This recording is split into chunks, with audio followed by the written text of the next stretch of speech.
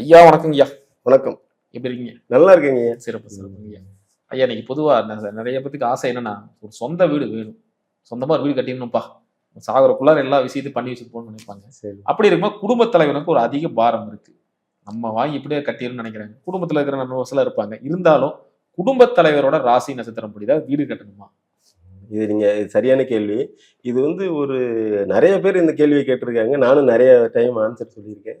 இருந்தாலும் என்னன்னு கேட்டீங்கன்னா, ஜோதிடர்ட்ட போய் நம்ம வீடு கட்டலாமா? என்னுடைய ராசி நட்சத்திரத்துக்கு வீடு எப்ப கட்டலாம்? ஆமா. எந்த நாள்ல இது பூஜை போடலாம்? அப்படின்றது கேட்கலாம். ஏன்னா அதுக்கு தான் ஜோதிடர்கள் அவர்கிட்ட கேட்கறது பெஸ்ட். அத விட்டுட்டு என்ன ராசி நட்சத்திரத்துல அவருடைய ராசி நட்சத்திரத்துக்கு திசை பாருமா அப்படின்றது சாத்தியமில்லாத ஒண்ணு. ம். சாத்தியமில்லாத ஒண்ணு அப்படின்னு கேட்டோம்னா, இப்ப அவர் வீட்ல அவர் சம்சாரம், குழந்தைங்க 2 பேர் இருப்பாங்க. அம்மா, அப்பா இருப்பாங்க. ம். மொத்தம் ஒரு 5, 6 6 பேர் பேர் இருப்பாங்க. இருப்பாங்க. 6 பேருடைய ராசி நட்சத்திரமும் அங்க இயங்குது. ம். அப்போ இவர் பேச்சுலரா இருந்தாருன்னா ஓகே. நான் மட்டும் தான் சரி இருப்பேன் அப்படின்னா, நீங்க ராசி நட்சத்திரத்தை வச்சு நீங்க இருந்துக்குங்க. ஒண்ணும் பிரச்சனை இல்ல. இவ்வளவு பேர் இருக்கும்போது இவ்வளவு நடக்கும்ல. இப்போ ஒரு கட்டத்துல இவர் என்ன செய்யறாருன்னா, வசதி ஆயிட்டாரு. உடனே அவர் ஒரு பெரிய ஒரு 10 சென்ட் வாங்கி ஒரு வீடை கட்டிட்டு, தம்பி நீ மகனை பார்த்து தம்பி இங்க இரு, நான் அங்க போயிறேன்னு சொன்னா, அதே ஜோசியர் அவர் பார்த்திருப்பாரு. நேரா போய் அவர் கேட்ட உடனே வடக்கு பார்த்த வீட்டுல இருந்தவர், ஓ ராசிக்கு கிழக்கு பார்த்து தான்ப்பா கட்டணும்னு ஜோசியர் சொல்லுவாரு. இவர் கிழக்கு பார்த்து மாத்தி இருக்க முடியுமா? கண்டிப்பா. பண்ண முடியாது. அப்ப என்ன பண்ணல? அது மாதிரி ஒவ்வொருத்தவங்களும் மாறிட்டு வரும். அப்போ நீங்க வடக்கும் கிழக்கும் பாசிட்டிவான டைரக்ஷன்ல வீடு கட்டுறீங்கன்னா, உங்களுடைய சந்ததிகள், உங்களுடைய பரம்பரைகளே நல்லா இருக்கும். பாசிட்டிவ் டைரக்ஷன் அப்படின்றதுனால நீங்க இவ்வளவு பேர் இது டீம் ஒர்க். அதனால அனைவரும் சேர்ந்து வாழும்போது நம்ம வடக்கு கிழக்கு உள்ள டைரக்ஷன்ல வீடு கட்டும் போது சிறப்பா இருக்கும். அதனால ஒரு ஆளுடைய ராசி நட்சத்திரத்தை மட்டும் வச்சு பண்றது சாத்தியம் இல்லாத ஒன்று. சூப்பருங்க. அதே மாதிரி இந்த பாலக்கால் பூமி பூஜை இதெல்லாம் எந்த நாள்ல பண்ணணும், எப்படி பண்ணணும்? பாலக்கால் பூமி பூஜைன்ட்டு 2 ஒண்ணுதான். ஆனா அது மக்களுக்கு இப்படி சொன்னாதான் புரியுன்றதுனால அது ஓகே நம்ம சொல்றோம். பாலக்கால் அப்படின்றது பாத்தீங்கன்னா வாஸ்து நாள்ல போடுறது மிக சிறப்பு. வாஸ்து நாள்ல போடுறது சிறப்பு. அதுவும் வைகாசி வாஸ்துல போடுறது மிக சிறப்பு. எல்லா மாசத்துலயும் வர்ற வாஸ்து நல்ல நாள் தான்.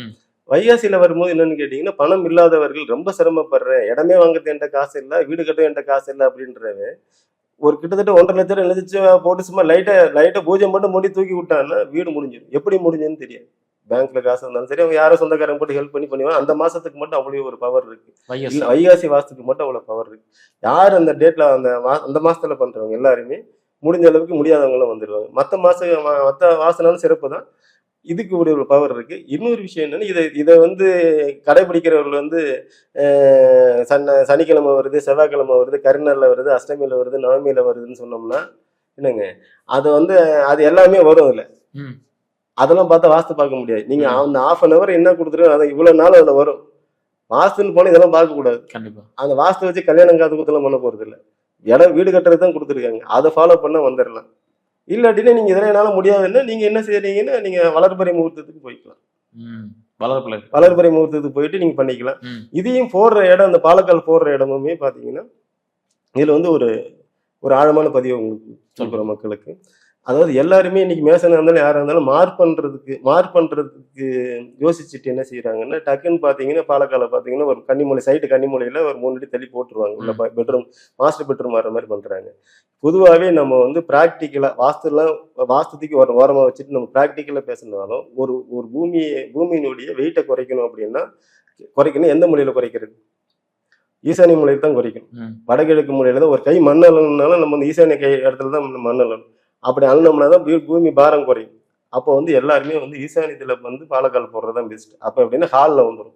ஹால்லயும் நம்ம சைட்டு நூலை கிராஸ் அடிச்சு, ஈசானியத்துல இருந்து கன்னிமூலைக்கு நூல் அடிச்சு அந்த நூல்ல படாத அளவுக்கு பாலக்கால் போடும். நான் சபைன்றனால 9 கல் வச்சு பண்ணி கொடுப்பேன்.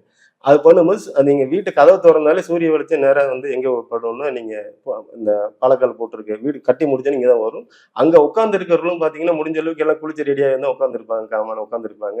அங்க போடும்போது பெட்ரூம் கடியில கட்டில் கடியில போயிடும். வீடு இருட்டாயிரும். சாமியும் உள்ள வச்சு நீங்க அடைச்சிட்டு வந்துடுவீங்க, கதவை சாத்திட்டு வந்துடுவீங்க. அப்ப இருட்டடைஞ்சிடும். ஈசானியத்துல பண்ணிருக்க எல்லார் வீடுமே சீக்கிரமாவே நடந்து முடிஞ்சிடும். எந்த ஒரு அசம்பாவிதமும் நடக்காம வீடு சரசரன்னு முடிஞ்சு வீடு சுபிட்சத்தை காமிச்சிடும். அப்போ வந்து பாலக்கால் போடுற இடம் ஈசானியத்துல போடுறது பெஸ்ட். கன்னிமூலையில போடுறது வந்து பல இடத்துல போட்டுட்டு இருக்காங்க. அது வந்து அவர்களுடைய இது பண்ணும்போது மார்க் பண்ணிட்ட பிறகுதான் போட முடியும். அது மார்க் பண்ணாமே போட முடியும். அதனால அவர்களுடைய வசதி, வேலை செய்யறவர்களுடைய வசதிக்காக அதாவது மக்களை திசை திருப்பினது தான் அது. அப்ப இது வந்து ஃபுல்லா மார்க் பண்ண பிறகுதான் போட முடியும். அதனால கொஞ்சம் மூளையை கசக்கணும். அந்த அளவுக்கு பண்ணாங்கன்னா ரொம்ப சிறப்பா இருப்பாங்க. சிறப்புங்க ஐயா. அதே மாதிரி பீரோல பணம் தங்கணும். அது இப்ப பீரோல பணம் தங்கவே மாட்டேன்னு நினைச்சிட்டு இருப்பாங்க. இப்ப பீரோல பணம் தங்கணும் அப்படின்னா பீரோவை கரெக்டா எந்த பகுதியில வைக்கணும்? நல்ல கேள்வி. அதாவது வீடு வந்து பெரிய ஸ்கொயர் ஃபீட் இருந்தாலும் பீரோவில் இப்போ யாரும் வந்து பணம் எல்லாம் வைக்கிறதே இல்லை. எல்லாம் எல்லாரும் பேங்க்ல தான் வைக்கிறீங்க. இருந்தாலும் கன்னி மூலையில வந்து பீரோ வைக்கிறது வந்து பணம் இருக்கும். பணம் இருக்கும். ஏன்னா இப்ப நம்ம என்னதான் நீங்க வந்து ஜிபே எல்லாமே நீங்க அக்கௌண்ட்ஸ்ல இருந்தாலும் பணம்ன்றது ஒரு 50,000ன்ற மாதிரி ஒரு 20 முடிஞ்சு அவங்க தகுதி தக்கன மாதிரி பணம் இருக்கணும். இருக்கிற அந்த பணம் தான் பணத்தை இழுக்கும். பணம் தான் பணத்தை இழுக்கும். அப்ப வந்து ஈர்க்கும் போது அப்ப நீங்க பணத்தை வச்சுதான் பணத்தை ஈர்க்க முடியும். வெறும் பேரை வச்சு இருக்க முடியும். அதனால என்ன, அதை நீங்க ஈர்க்கிறதுக்காச்சும் வாங்கி வச்சிருங்க. அதை வச்சுட்டு அந்த கிராஸ் அடிச்சு அந்த பீரோவை மூளையை ஒட்டி வைக்க கூடாது. அதே கிராஸ் அடிச்சு ஒரு 1 அடி அந்த நூல் படாம 1 அடி தள்ளி நிப்படும். எல்லாரும் கன்னி மூலையை ஒட்டி வச்சிருப்பாங்க. இது கொஞ்சம் ஒரு ஆழமான பதிவு. அதை 1 அடி தள்ளி நகர்த்தி வைக்கணும். என்ன வச்சுட்டு அந்த மூளையை ஒட்டாம வைக்கணும். அதுல வந்து ஒரு ஏலக்காய், ஒரு குண்டு மல்லிப்பூ, என்ன பச்சை கற்பூரம், இது எல்லாத்தையும் சேர்த்து ஒரு 11 ரூபாய் காசு வச்சு கட்டி உங்களுக்கு அந்த டிராவல உள்ள டிராவல வச்சு இது வந்து பௌர்ணமி மாத்தி பண்ணாங்கன்னா இன்னும் கொஞ்சம் அவங்களுடைய அடுத்த கட்ட ரொட்டேஷன்ஸுக்கு ஈர்ப்பு சரியா வந்துடும். அதாவது வைக்க வேண்டிய இடம் கன்னி மூலை மட்டும்தான். அதாவது மாஸ்டர் பெட்ரூம்ல கன்னி மூலையில வைக்கிறது மிக சிறப்பு.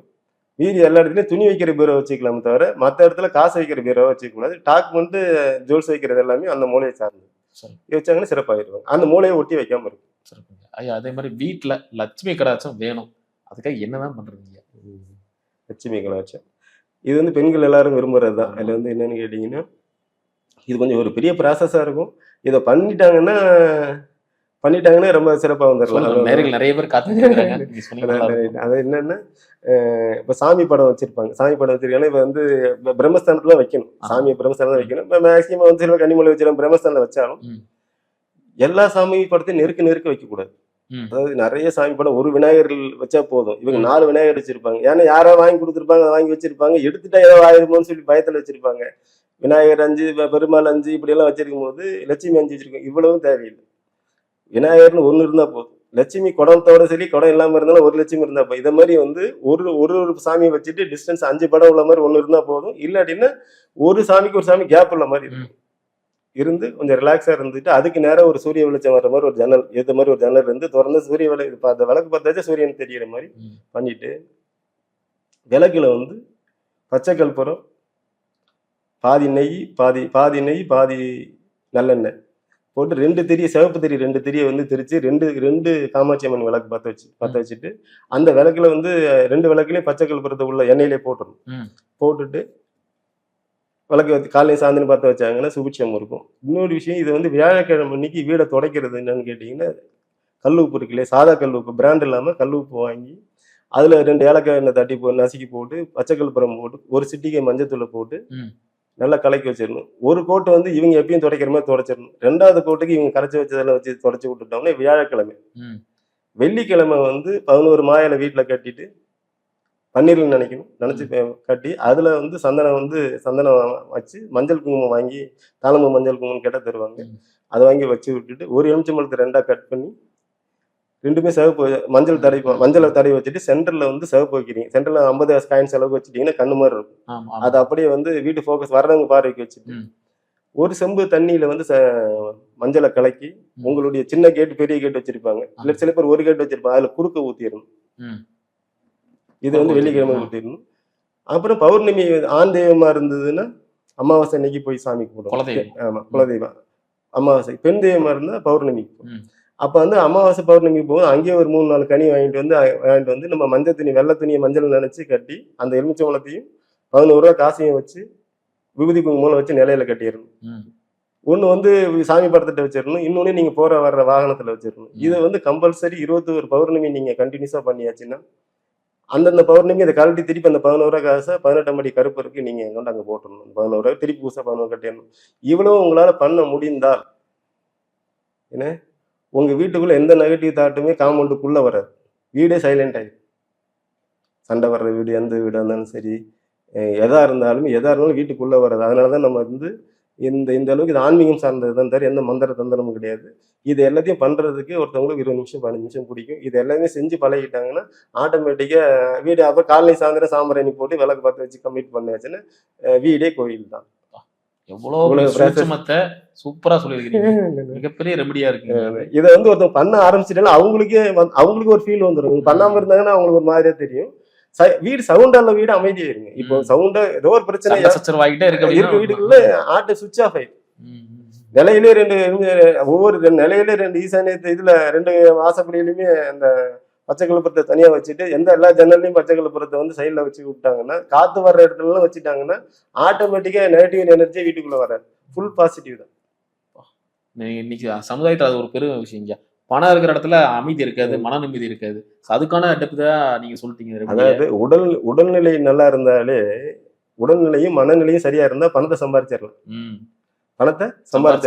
இது 2 சரியில்லாம இருந்து பணத்தை சம்பாதிச்சு என்ன பண்ண போறீங்க?